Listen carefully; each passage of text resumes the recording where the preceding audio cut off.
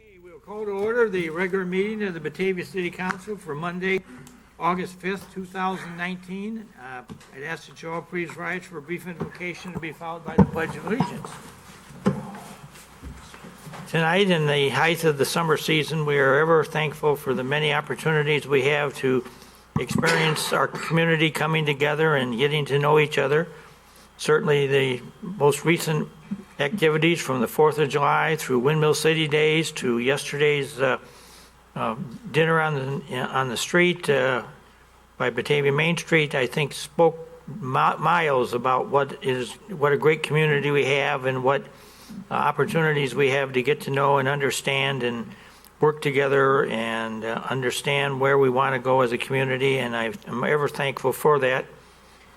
Tonight we want to ask for direction and understanding and guidance as we act on the various items of business before us. And as always in this moment, we want to remember those from our community who are serving in defense of the liberties of the United States of America on foreign soil. And we just ask that a special blessing be shown upon each one of these men and women as they go about their vital mission. We ask tonight also for a special blessing upon those in our community who are experiencing health or loss of family members. And we just ask that Batavia rise to the occasion and support each and every one of these individuals as they go through some difficult times. We ask for all these blessings. Amen. Alderman Earl, would you lead us in the Pledge of Allegiance? I pledge allegiance to the flag of the United States of America and to the republic for which it stands, one nation, under God, indivisible, with liberty and justice for all.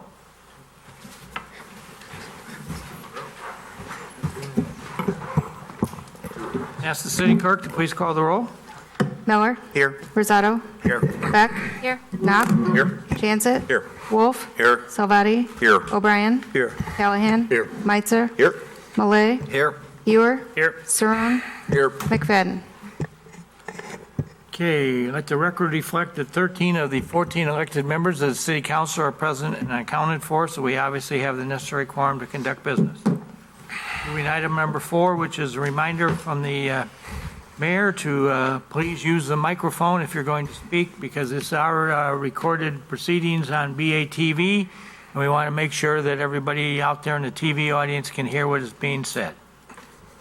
So then we will move to item number 5, which are items to be removed, added, or changed on the agenda. Alderman Chanzit, do you have anything this evening? I'm aware of none. Unaware of anything, okay.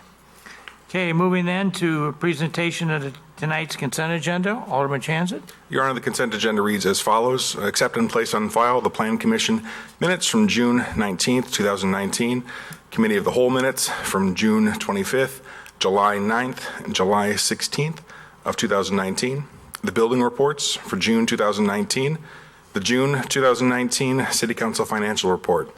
Approvals, the July 6th, 2019 payroll in the amount of $863,178.57.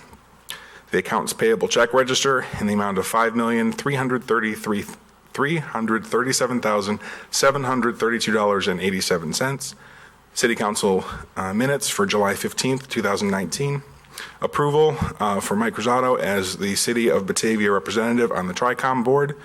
Ordinance 19, 52, 53, 54, and 55, annexing 2 South 129 Hart Road, 2 South 676 Hart Road, 1 South 776, and 1 South 808 Deer Path Road, and 2 South 801 through 2 South 876 Hart Road. Resolution 19-86-R, authorization for the purchase of a 2019 VersaLift bucket truck from VersaLift Forestry in the amount of $144,067. Resolution 19-87-R, authorizing the purchase of a Chevy Tahoe from Curry Motors out of Oak Forest for an amount not to exceed $35,900. Ordinance 19-50, authorizing the renewal of an intergovernmental agreement between the City of Batavia and the Geneva Park District for providing police protection services in Park District properties that are within the City of Batavia. And Resolution 19-85-R, authorizing the purchase of a new Ford F-150. Your Honor, I move we approve the consent agenda as presented. Second. Moved by Alderman Chanzit, second by Alderman Wolf for the approval of the consent agenda as presented. Any discussion? I want to just make note that item N, which is Resolution 19-087-R, authorizing the purchase of one 2020 Chevy Tahoe from Curry Motors Chevrolet in Park Forest, is the first time that the city of Batavia has purchased a GMC product since they made the decision many years ago, I believe Barack Obama was President of the United States, to terminate the contract of several generations of Avenue Motors Chevrolet on McKee and Randall. And I'm assuming that this longevity of non-purchase of Chevy Clash GMC products, I don't know if it caught anybody's attention at Chevy or not, but I think we've probably made our point with that one, and I don't have any problems with us buying a Chevy or a GMC, I guess. I mean, if our department heads feel they need it, I'm not going to argue that, but I just wanted to make note that I think this is the first one we've purchased, and this must be, I don't know, 10, 15 years. It's only because the Ford's not available. And that doesn't mean you need to buy one personally, I believe. No, I'm a personal friend of the Clarks, as many of you know, so I haven't bought no Chevy since all that happened, but I just thought I would call that to everybody's attention. So the ban is still on, but we had to slip away from this because there wasn't one. Was this talked at the committee meeting last week? I don't think that there's ever been a ban, but what we discussed at the committee meeting is that the Ford Explorer is in a changeover period right now, and there's none available. So that's why they didn't order one, to replace the Explorer that's being replaced by the Tahoe. So if it weren't in effect, the moratorium would have carried. Unspoken Duly noted. moratorium. So the moratorium still lives on, and we just broke from it for the moment for the wellness of our city, so whatever. Duly noted. All right, any other discussion? It's probably heavy enough on that one. Clerk, please call the roll. Chanzit. Aye. Wolf. Aye. Salvati. Aye. O'Brien. Aye. Callahan. Aye. Meitzler. Aye. Malay. Aye. Ewer. Aye. Saron. Aye. Miller. Aye. Rosato. Aye. Beck. Aye. Knopp. Aye. Consent agenda is approved by a vote of 13 yes, no no's, 1 absent. Moving to item number 7 are matters from the public for items not on the agenda. Does anybody this evening want to speak? Okay, moving to item 8, which is the Chamber of Commerce report, and we're very honored to have our new executive director, and would ask that you proceed with your report. Margaret? Thank you, Mayor. Good evening. Thank you for having me. I'm Margaret Perot, the Executive Director of the Batavia Chamber of Commerce. I wanted to give you an update on what the Chamber's been up to and what's coming up.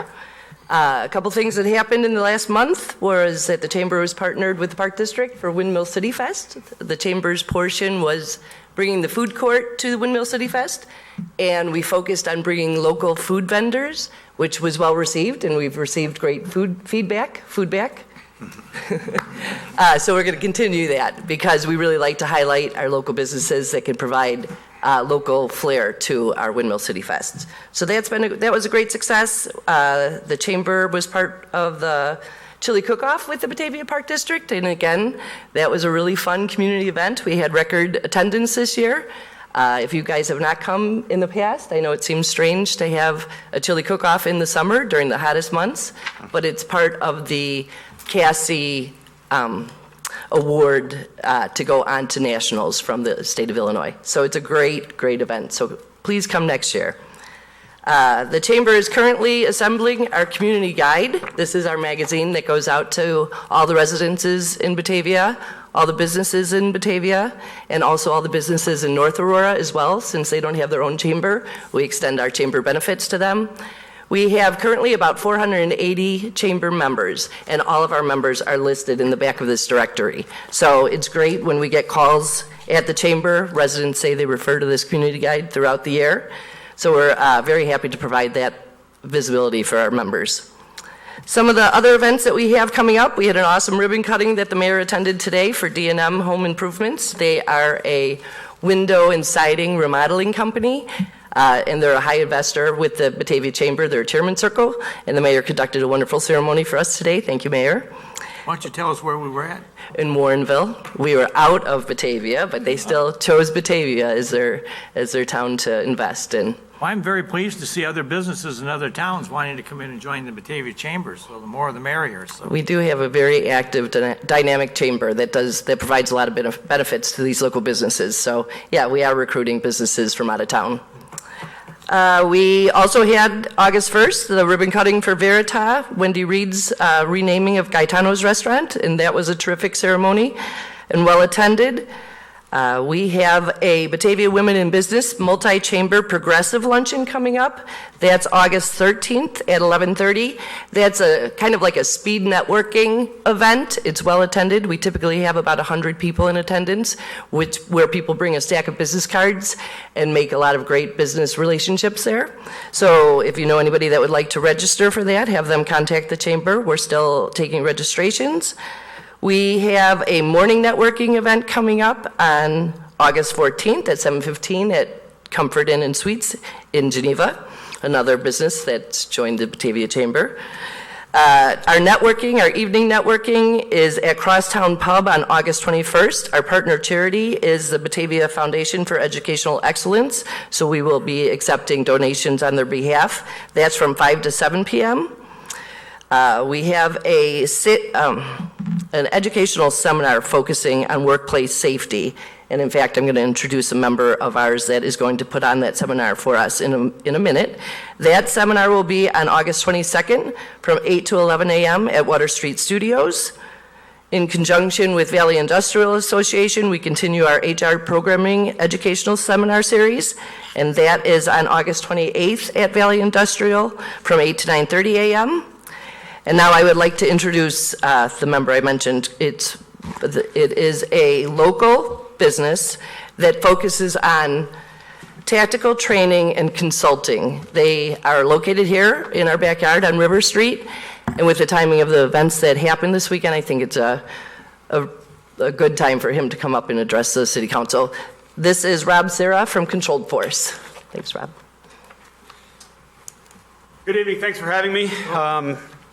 My name is Rob Serra. I'm the Deputy Director of Business Development at Controlled Force, and I'm also an instructor. So I instruct some of our defensive tactics training as well as workplace safety and school safety training. As I said, the business is Controlled Force, and we're a training and consulting company. We were incorporated in 1997. They started in Elburn and recently moved to Batavia in 2016. I joined the company back this January. And when I came on board, I'm a former law enforcement guy and was also in the military for 10 years. I came on board and started up the business development side of it and saw that since we trained the military, trained law enforcement pretty much throughout the world, it was time to start focusing on civilians and helping civilians and saving lives. So a couple of brief things just about us to give you guys a little more information. If you want to check us out, our website's www.controlledforce.com. Our other contact information is on the packet that I gave you. Our phone number is 365-1700, and that's area code 630. So our instructor cadre is made up of former military and law enforcement members. That's baseless. That's the baseline that we have. So we've got to have that experience. For law enforcement training, we're certified in over 47 states. We train the Kane County Sheriff. We train North Aurora Police Department and the Aurora Police Department here locally. As far as military training goes, we've trained all over the world. We train, right now we've got trainers in Japan working with the United States Air Force. The Workplace Safety Program, we're working with the Batavia Chamber. We've got a series of 3 courses that we're going to be giving. The first one is on situational awareness, and that's on August 22nd. As far as school safety goes, we've been trying to speak with the local school districts. We've got meetings with Marmion, St. John's Military Academy up in Wisconsin, as well as Giant Steps in Lisle, Illinois. So we're trying to get in on the school safety part of the training. Associations we have, Chamber of Commerce. We're also sitting right now on the 49th District Educational Advisory Committee, as well as the 49th District Small Business Advisory Committee. And then we've got some strategic partners that we've been working with. Local company in Elgin, security company out of Chicago. Our impact that we're looking at for here in Batavia, we train all over the world, so why not worry about our backyard, our home? We work here, our kids go to school here, we shop in the area, we live in the area. We would be remiss if something were to happen here that we couldn't stop. We've got the expertise to train civilians to stop something like, what just happened happening here. So the bottom line, Batavia, it's a great town, wonderful place. I moved from Chicago. I live in Geneva, but love Batavia as well. We want to be known as Batavia. We don't want to be known as the town where the next shooting is taking place. So anything we can do to help, assist, advise, that's what we're here to do. Thank you very much for your time. If you have any questions, I'd be happy to answer them for you. Any questions? Well, we welcome you to Batavia, and we thank you for, you're up in the old Challenge Building, I believe, on North River Street. Yes, sir. Yes, we are. So you're in a kind of a historic neighborhood of Batavia, and wish you many, many years of business prosperity with us. So Great. Thank you, sir. keep up the great work. All right. Thanks very much. Okay, moving then to item number 9, which is approval of Class 1 liquor license application for Fernando's Street Kitchen. Who's got this one? I do. Alderman Chancer? Your Honor, this is for a Class I caterer liquor license application for Fernando Street Kitchen. The Batavia Police Department has conducted an investigation and a background check to determine if the business and the business owner, Freddie Martinez, are suitable to receive a license, and all the required documents were submitted, and we found nothing to prohibit the company from receiving the license. I believe the applicant is here today if you wanted to say something.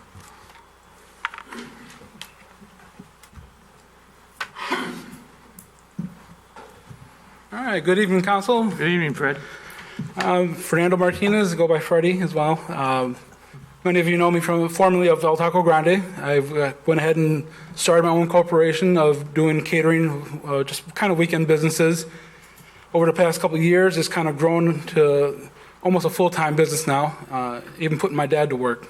So he's not completely retired yet. But the caterer liquor license came upon it because of the different events that we still participate here in town. The Music Fest, the Block Party, where we have the opportunity to go ahead and sell alcoholic beverages at those locations. On top of that as well, the reputation that we had with El Taco Grande with margaritas, a lot of private parties that I've catered have actually requested those items as well. So it got to the point where it's like, okay, the cost kind of is hopefully, with the amount of business that we've gotten now, it will hopefully outweigh the cost of the liquor license. So, but on top of that, I've actually been told that maybe some of the local retail businesses here might actually be able to use my catering services to allow to not only cater food, but drinks at their events too that they may host here in town that they don't have the liquor license. Hopefully I can keep that business here in town with the local retailers. But other than that, we're just looking forward to keep on, doing our thing here in our hometown. Any questions, Freddie? You'd mentioned in committee that you were double, triple booked for some weekends. Is that still what it looks like for the rest of the year? Yeah. I've actually even gotten 4 graduation parties booked for next June already. So it's right now at this point, I've got people asking me about holiday parties and holiday tamales already. So yep. So this weekend alone, between Music Matters, we do have 2 other events booked as well. So it's been good.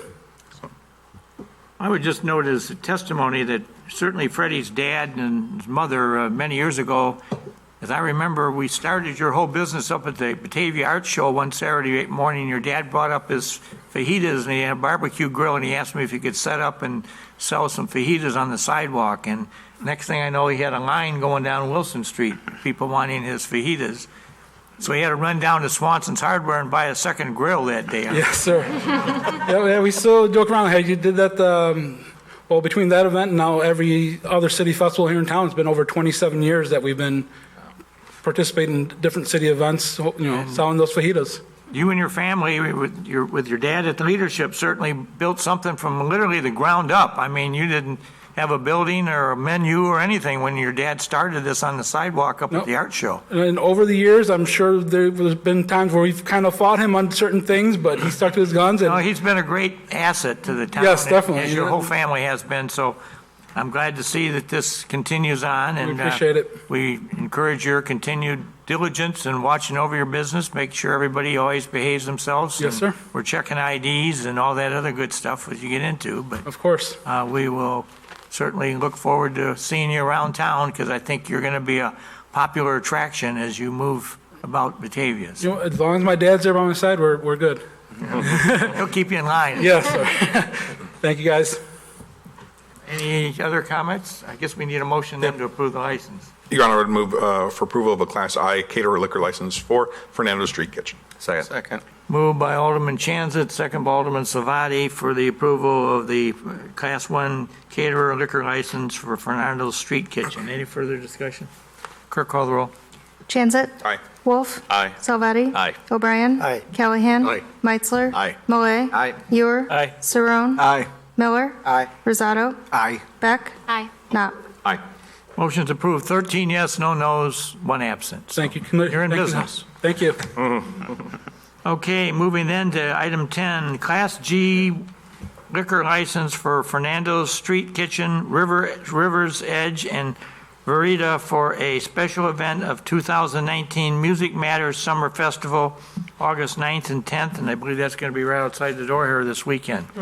So I'd entertain a motion for that approval of that special license. So moved. Second. Moved by Alderman Chanzit, second by Alderman Wolf for the approval of the Music Matters Summer Festival license. Any discussion? Clerk, call the roll. Chanzit. Aye. Wolf. Aye. Salvati. Aye. O'Brien. Aye. Callahan. Aye. Meitzler. Aye. Malay. Aye. Ewer. Aye. Saron. Aye. Miller. Aye. Rosado. Aye. Beck. Aye. Knapp. Aye. Motion's approved, 13 yes, no no's, 1 absent. Okay, moving to item 11, which is Resolution 19-081-R, authorization for a master service agreement for payments for online utility bills, presentment and payment processing. Who's got this? Alderman Chanzit? All right, so this is a master service agreement for Pimentas. As we heard in committee, City of St. Charles nearby is using this service. There will be no cost for the implementation. And actually, our cost for bank checks is going to be less than what we're currently paying going through this service.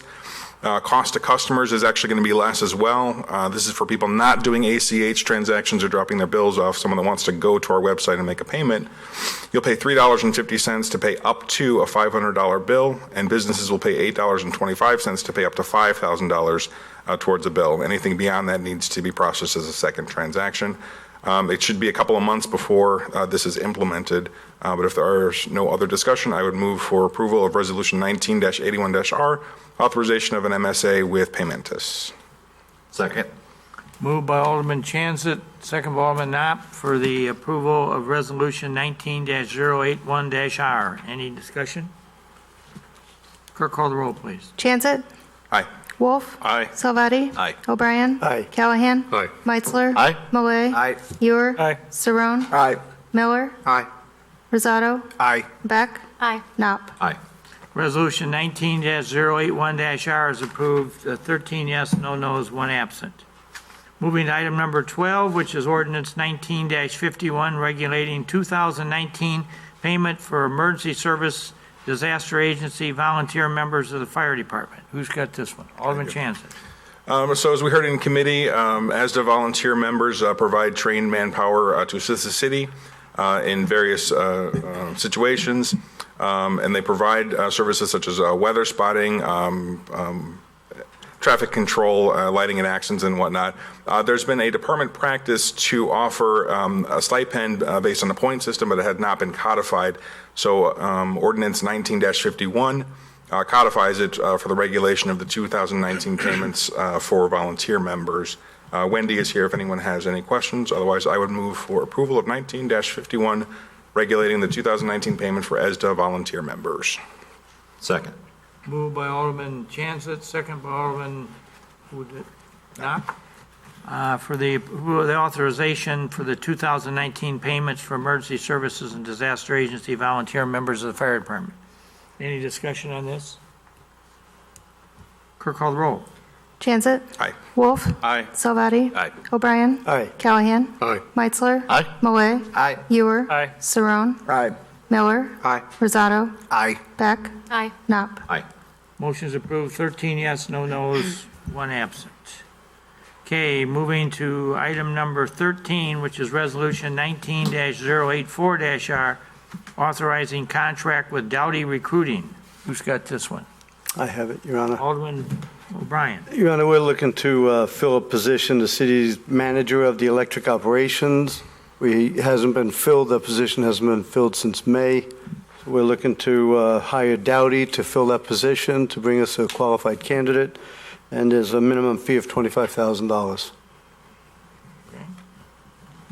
So I'd make a motion, we pass Resolution 19-084-R, authorizing contract with Dowdy Recruiting LLC. Second. Moved by Alderman O'Brien, second by Alderman Salvati for the approval of Resolution 19-084-R, authorizing a contract with Dowdy Recruiting for the Batavia Electric Utility. Any discussion? Clerk, call the roll. O'Brien. Aye. Callahan. Aye. Meitzler. Aye. Millet. Aye. Ewer. Aye. Saron. Aye. Miller. Aye. Rosato. Aye. Beck. Knopp. Aye. Chansett. Aye. Wolf. Aye. Salvati. Aye. Motion for approval of Resolution 19-84-R is approved, 13 yes, no no's, 1 absent. Moving to 14, Laura, you're on.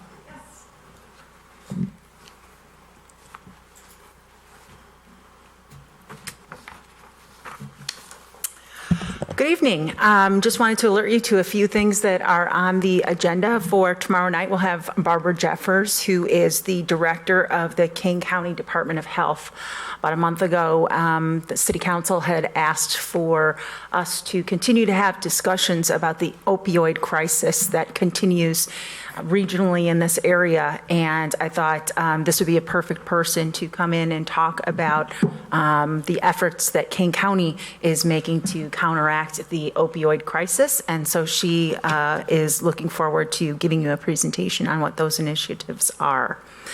And then also, today, we met as a group with other local government agencies to talk about Census 2020. It's going to be extremely essential that we make sure that all of our residents complete that information. A certain federal funding is dependent upon, and state funding as well, is dependent upon the number of citizens that we have. Also, our home rule status is based upon the number of residents that we have. And both of those things are extremely important to us in our future. And so we want to make sure that as many people as possible answer that census. So we have convened a group that includes the library, the park district, the school district, BATV, and also the city to work together to identify areas where we think there might be some underrepresentation or people who might not hear the message, to make sure that we get it out there in all different manner and all different media. Also, the Winding Creek subdivision, which is planned for behind the former Sam's Club location, that's going to be on the committee of the whole meeting tomorrow as well. That received conditional approval at the Plan Commission meeting on July 17th. And also, staff has reviewed the directions from COW on the short-term rentals and has now proposed some changes to the various ordinances that affect those facilities. We'll be putting together some amended text for the committee of the whole to review, and then we'll formally take the steps, changes to the COW and the Plan Commission for consideration. The Park District's East Side Center interior renovation work is continuing, and also work continues on both of the speculative buildings that are being built on Nagel Boulevard, with foundation work, and vertical construction is continuing on the south building. The footings have been placed on the north building, and the foundation work is continuing. We want to let everyone know that the Batavia Police Department will be conducting joint training with the Batavia Fire Department on an active intruder response that will take place at an area school next week. The city will provide detailed information released via media and on the city's social media platforms closer to the date of that event. Public Works is waiting for lumber to arrive that will be used for repairs to the City Hall windmill stand that is on the south side of the City Hall. And in the meantime, work has resumed on repairs to the windmill in Windmill Circle. We expect that we should have all of the repairs and installation done hopefully by Labor Day. That's our target. Mahoney Creek Stream Bank stabilization project is under construction, and it's scheduled to be completed in the next 3 to 4 weeks. And the contractor has begun to mobilize and begin construction in Area 3 for the sewer separation project that is going on in that area. It happens to be the exact same contractor who completed the work in Ward 1, and they are now ready to move on to Area 3. And we expect that this work is going to continue into the late fall and resume in spring of 2020. And we know that that construction is a very messy process. It is another phase of construction that was done, for instance, on Elm Street last year. And we are very grateful to residents for their patience through that. We're trying to communicate with them in every way possible to make sure that they understand what the impacts will be, and that having gained some experience in the last 2 iterations, that we can prepare for what we saw as problem points that they experienced before, such as garbage collection and getting in and out of their driveways. We do our very best to make sure that they're prepared for that. But I think that many in the area understand that the result of this is going to prevent the horrible problems that we had due to prior flooding that actually brought sewage into homes. So it's a very serious problem that we're trying to correct, and we'll look forward to when all of that work can be completed. Also, from Marketing and Communications, wanted to let you know that we are going to be presenting a proposal for a new city logo design at tomorrow's Committee of the Whole meeting for your review and consideration. And then finally, wanted to let you know that our new version of our website is ready to go. We believe that this will go live sometime tomorrow morning, and it's a very nice, updated, fresh new look and organization of the information. With that, I can take any questions if you have any. Any questions? Alderman Callahan? Received a question from a business owner about the chalets. Do you have Yes. the status? Yeah, we're having a very hard time finding the base unit at a price that would be similar to the unit price that in Muskegon, Michigan. So that has been, right now the sourcing of the base unit has been the issue. We've been through a number of different possible sources for that. When we find those that seem to be in line with what our budget had been per unit, they are lacking in things that, we'll just have to then add in that we had targeted a less than $10,000 price per unit for those. And they're coming in with between the electricity and the concrete pad and the what we will have to add to the outside of the structures, looking at more like a $15,000 to $20,000 cost per unit. So, but we still hope that we are able to, we're just looking for a source that fits the budget. The business owner that was talking to me about it is also familiar with the cost of he drove us to the. Oh, okay. So- Perhaps I should give him a call. Yes, he has some ideas to lower the cost. Great. Okay. I'll contact said business owner tomorrow. Bob. He'll be here tomorrow. Great. I have a quick question. Yes. I know I had to leave early last Tuesday, but it was brought up to talk about River Street and put it on the agenda. Do you know when that will appear?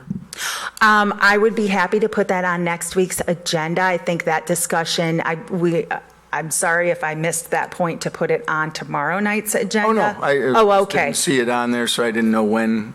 As long as I know when, I'll be Yes, happy. yes. So I would say we could put it on the agenda for the 13th. Tuesday? Awesome, thank you. Other comments or questions for Laura? No, okay, thank you very much. Thank you. All right. Committee reports, government services, Alderman Chanza. We have a liquor license on August 13th for Oaken Swine. Okay. City services, Alderman Wolf. No report on anything on the agendas. Just a reminder that the brush pickups for the east side will be starting next Monday on the 12th, and the 19th for the west side. Okay. That's all. All right. Community development, Alderman Callahan.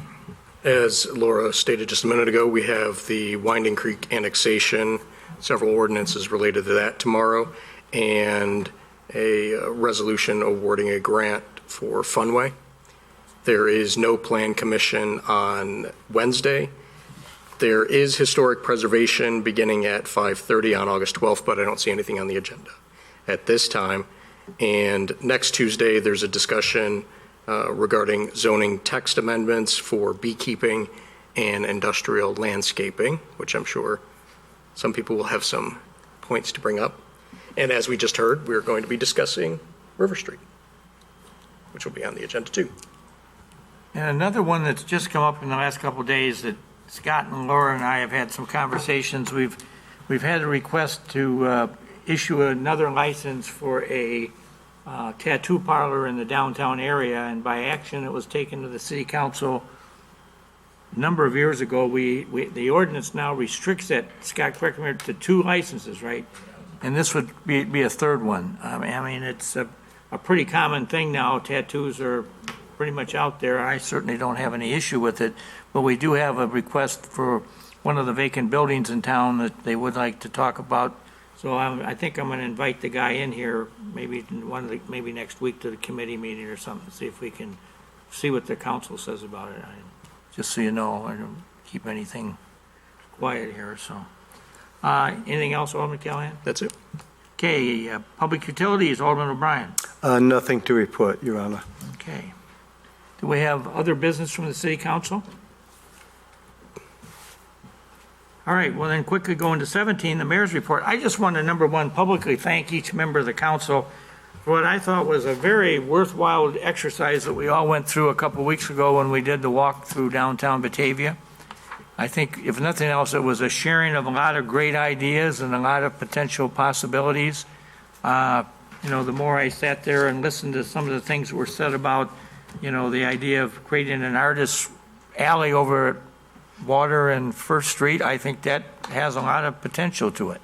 And then as we talked about other things along the river and over on the east side and other places, I mean, I think we gave ourselves plenty to think about and talk about.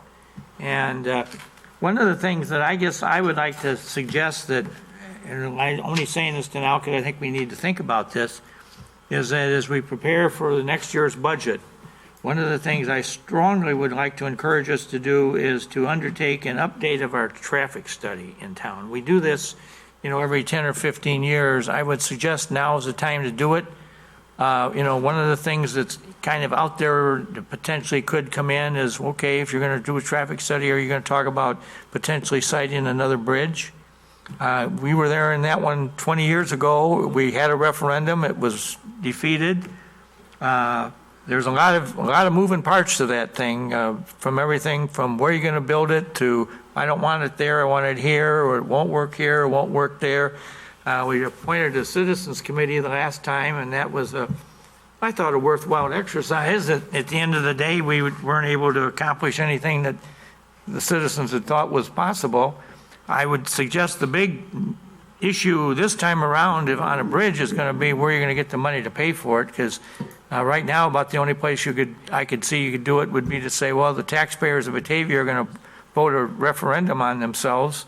And I don't know how easy or hard that was going to be. And maybe in a few years, government financing at the state and federal level will change, and there could be some opportunity then to, I think it would be good if we had some plan in mind, there's some idea, because I will tell you right now, in my world in Chicago, there is no money to do this. If we think we're going to do this and get the state or federal folks in here to do it, I'm not going to encourage you to do that, because that's going to be an exercise in futility in my estimation. But I think one of the things that is some beneficial is if we do a strong study, we have some good ideas of where this could work and how it would work and the numbers it would deal with, that would be very fruitful to have in our pocket to bring forth if things start changing around.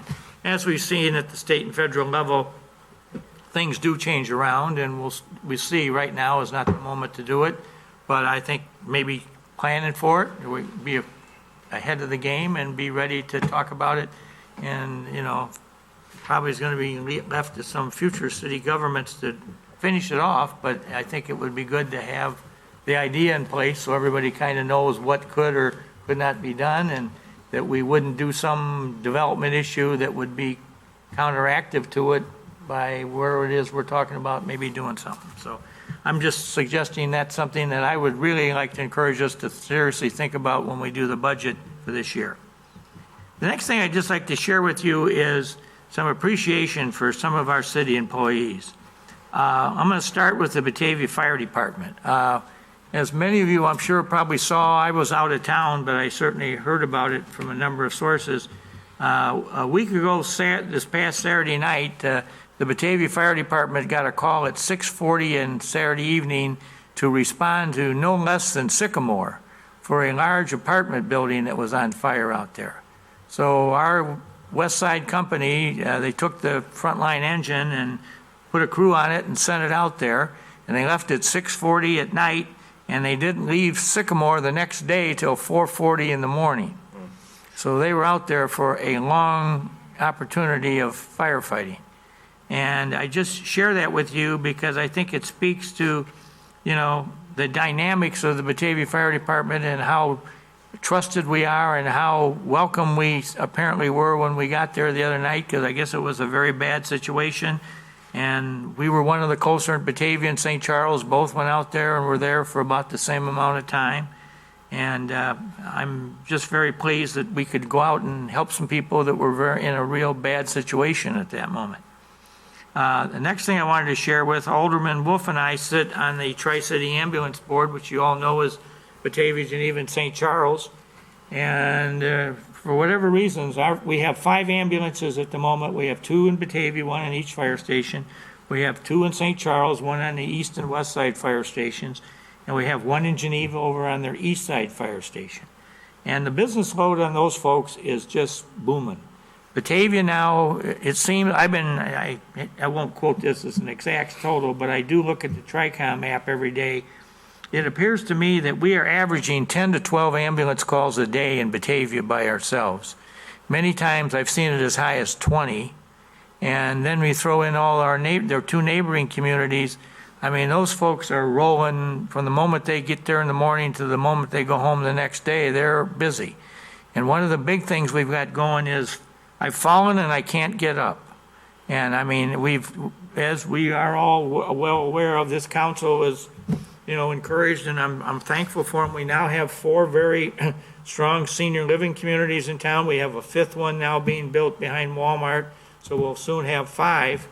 And we do get a lot of calls from those folks because they fall and they need help getting up, and they make sure they haven't broke something, and so the medics go out and take that. But that's just part of the caseload of what we get. We have a real huge demand. So at our last meeting, Alderman Wolf and I voted to help the Tri-City Ambulance Board by commencing and creating a 6th ambulance for the Tri-Cities. And it's going to be, I'll call it stationed, although when it's in business, it probably is not there that much, over at the West Side Geneva station. And so it's not going to be in service 24 hours a day quite yet. We're going to start it off with I think it's 7 in the morning till 5 at night, or 6 at night time frame, going to run Monday through Friday. But if we have special events or whatever, they can bring the crew back. We hired 2 more members to be on the contract to run this thing.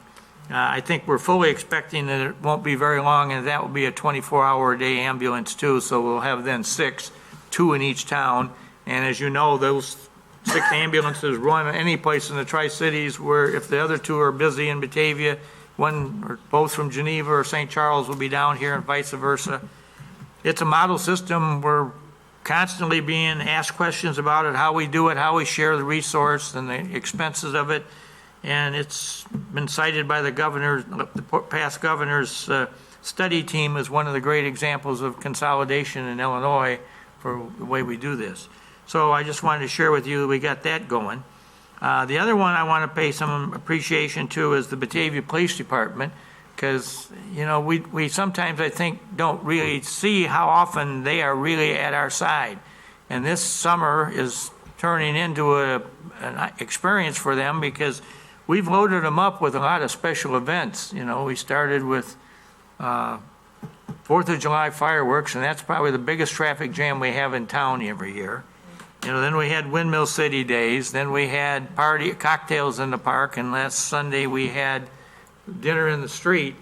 And given what has happened over this past weekend, I got a page from the chief on early Sunday morning telling me that he was going to increase the number of guys he was going to put in the street just to have a stronger presence there, just because of kind of how things were twicking around the United States. We just wanted everybody to feel somewhat good and safe. I just can't say enough for, you know, the police participation in all these special events we have, because all those are in addition and above their normal patrol functions that they're on the street, you know, protecting our streets. But I think by having that very strong, visible police presence, it kind of cools down anybody that thinks they're going to come into Batavia and go a little bit wacky or do something that they may not want to think they can get away with. So to the Batavia Police Department, I also want to take my hand off to the chief and his staff for really kind of keeping track on stuff. And all these special events, boy, they take real stern watch over it, as we just heard from Freddie when he was talking about the coming thing with Music Matters this weekend. I know they're back on line to be out there involved in that. So we do some pretty good stuff with them.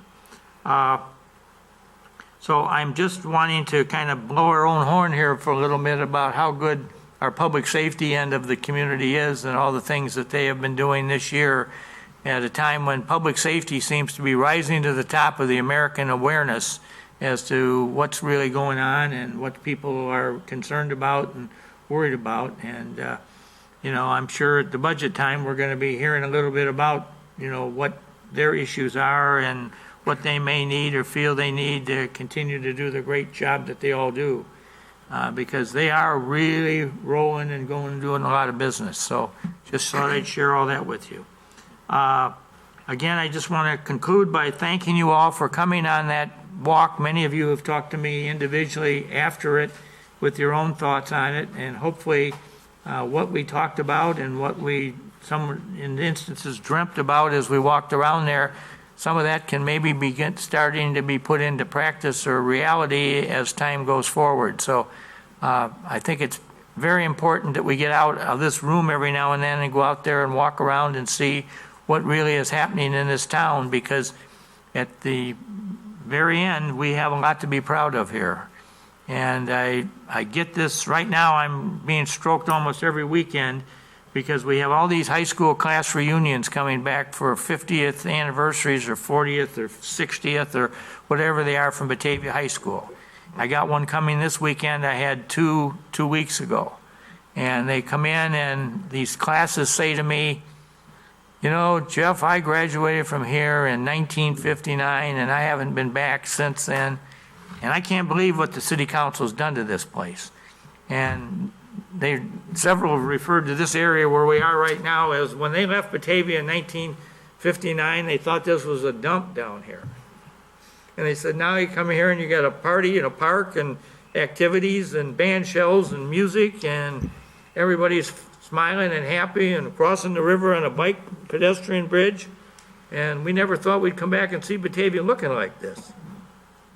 Then I had another one tell me that he had graduated from Batavia, but his wife had graduated from a city over in Michigan. So their reunions were 1 week apart. So hers was the week before they came to Batavia. And her reunion, the town was half boarded up and there wasn't much happening. And he comes into Batavia thinking he's going to see the same thing here. And lo and behold, he came here on Windmill City weekend, and he couldn't believe the size of the number of people walking around downtown Batavia. So, I feel good when I have those conversations because most of these people I've known since I was a little kid, or they know me or whatever. And it's just good to hear people say such nice things about some place that they grew up in and they've been gone for 50 years, but they come back. And at the end of the day, one says to me, well, I'm going to leave here, Jeff, but I'm real proud of being able to say that I grew up in this town from what I see it is today. So I think all of you should hold some degree of satisfaction in your hearts to know that what we are doing here is being received by those who used to live here and come back to critique it in a very positive nature. So I thank all of you for the spirit and the broad-mindedness that's allowed us to do this, because without it, we wouldn't have got here. So thanks to each and every one of you for your good efforts. Alderman Chansley, want to entertain a motion for adjournment? Can I add something to that first? Just to add to the appreciation of our fire and police forces. Thursday, I happened to be at Riverside having pizza, and there was an emergency. There was a truck and an ambulance came called there. And I don't know what happened to the victim, was taken to the hospital through the ambulance, but I was sitting there watching the fire truck stayed behind, and there were families going out there and they were showing kids and everybody the truck, and it was just a great example of the balance between professionalism and expertise, yet then shutting it off and being empathetic and interacting with the community. And on a personal note, I've had it on the police side too, so I just wanted to support your gratefulness for those forces. We're living in a great time. Yep. In a world that's got a lot of trouble, but we've got some good things going on in this town. So I'm very, very honored to be here as part of this. Alderman Chansley, you want to make a motion to adjourn? Making a motion to adjourn. Second. Motion by Chansley, second by Savati. Take a voice vote. All in favor? Aye. Hard one?